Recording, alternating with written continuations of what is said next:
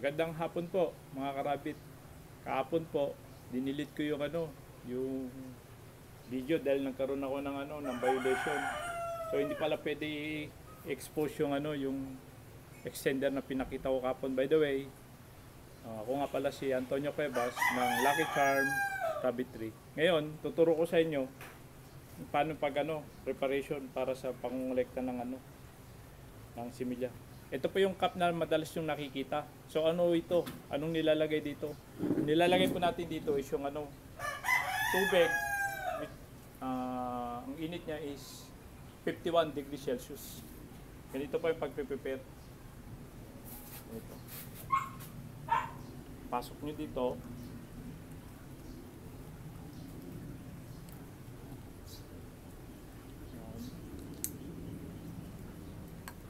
Hirap. Buti na lang kanyo, na-detect ko na-detect ko kaagad, masyadong maigpit si Meta pala. Ganun talaga pag nagtatrabaho sa kanya. Masyadong strict, lahat nakatingin. Yan. Ayusin natin. Ito yung cup. Lagyan natin na maigpit.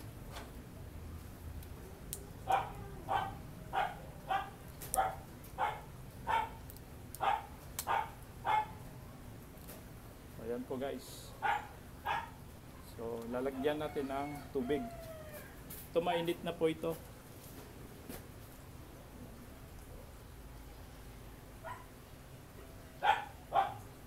Ingay ng aso. Pasensya na kayo guys. Ang ganda ng background namin dito. Ayan. So ayan na.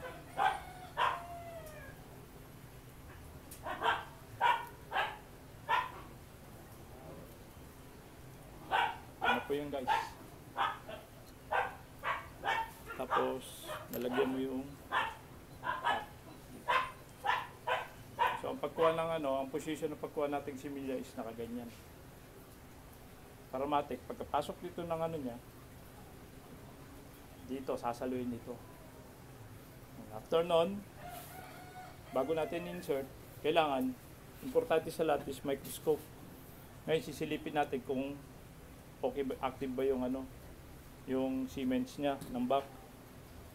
So kailangan masilip niyo po dito kasi malay natin hindi pala siya active.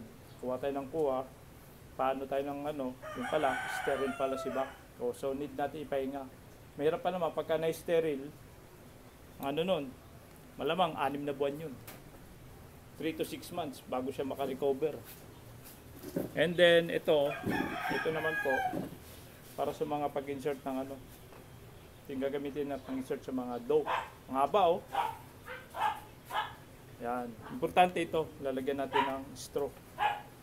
Disposable po ito. Pagka nagamit na ito, tapon.